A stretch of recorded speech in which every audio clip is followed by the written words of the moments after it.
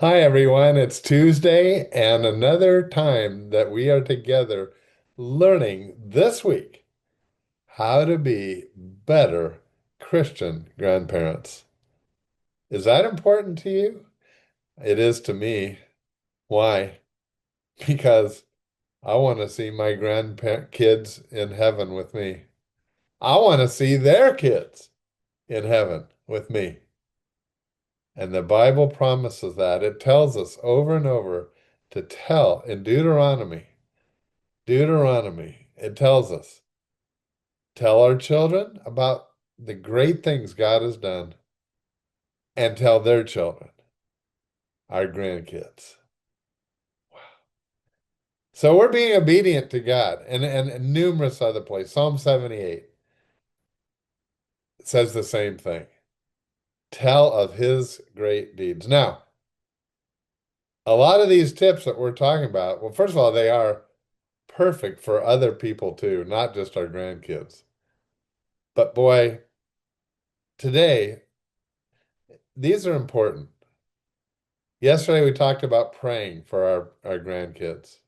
Pray for any relationship.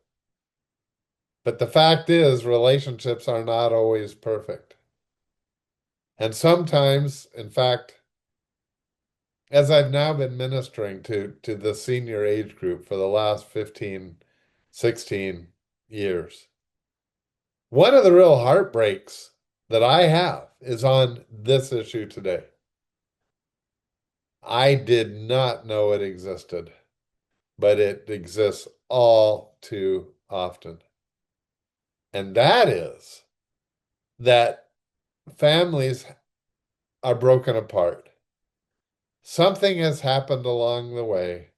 Sometimes people don't even remember what it is that's keeping them apart. They just know, well, they know it's the other person's fault. If it's our kids, grandkids, usually it's when there is discord like this, it's between parents and, well, it's between us and our kids or the parents of our grandkids. And the fact is, if we're not speaking to our kids, we're not going to be able to speak to our grandkids. Although there is another kind of a subset of grandkids that are it's actually true, and that is they become adults. And once they move out of their parents' house, in some ways, for some of us, that opens up channels where we can communicate better than when they were younger. And the parents did not let us talk to them about Christ. As our grandkids move out of their home, if there's that the parents don't want you talking to them, and that does happen. Once they're adults on their own, there's nothing stopping you. In fact, they would love to get to know you even better. One of my friends has 7 grandkids. And once he became aware of this whole, not obligation, but privilege of being intentional, of being a Christian grandparent intentionally, he wrote a letter to every one of his grandkids and said something to the effect, and I'm sure it changed with each one a little bit, but he said, we have not been talking much. We haven't had much relationship, but I want to have relationship with you. What's the best way? May we talk once a month? May we email? What would be best for you? And most of them responded back to him, and he has started to get to know them better than he ever had. But in those cases especially where there is discord, these are the letters for today. We're going to do 2 letters today. So, grandparenting. P was prayer. A is adjust my attitude. Adjust my attitude. And it goes directly with the next which is R, restore relationship. Sometimes we have to be the mature person and do our best to restore a relationship. Why?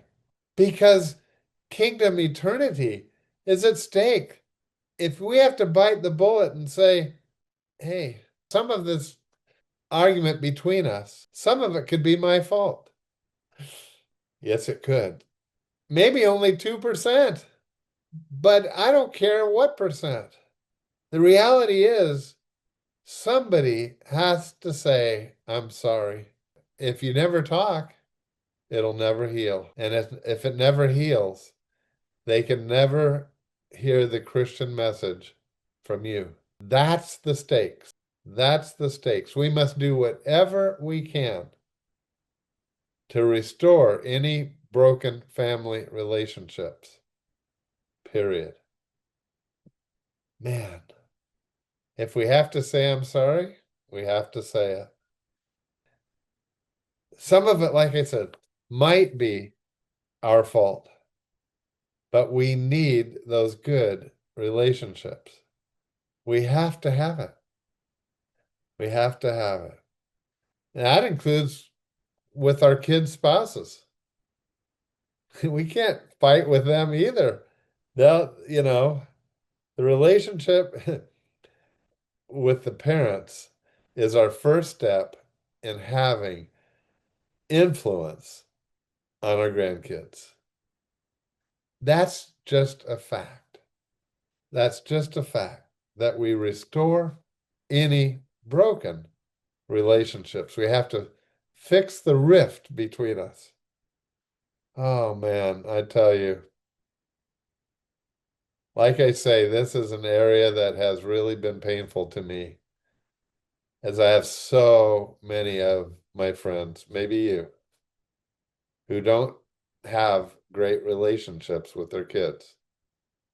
And ours is good. And many of you, if you come to Saddleback, Laguna Woods, you've met my kids, and it's good. But we're very careful to apply all these things that you and I have been talking about last week and this week, and let them be the parents.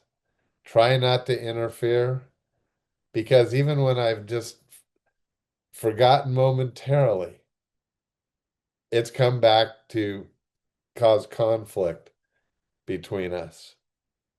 And I just can't have it. It's just not worth it.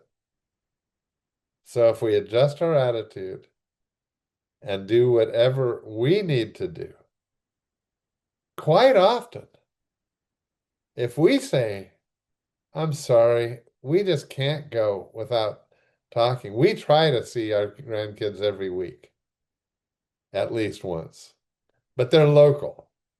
As you know, they weren't local for quite a while. Some of them were in Germany.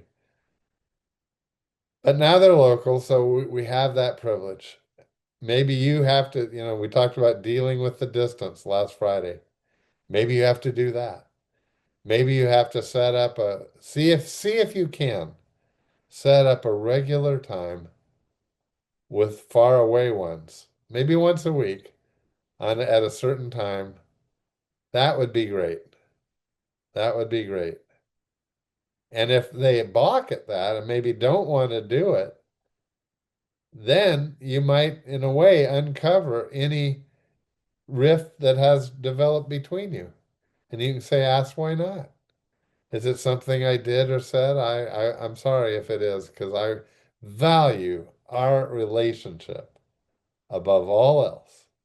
And you and I know it's so you can share about Jesus with your grandkids. Hey, big one tomorrow. I hope you don't miss it. God bless. Have a great day. Pray for those grandkids. See you tomorrow. Anytime.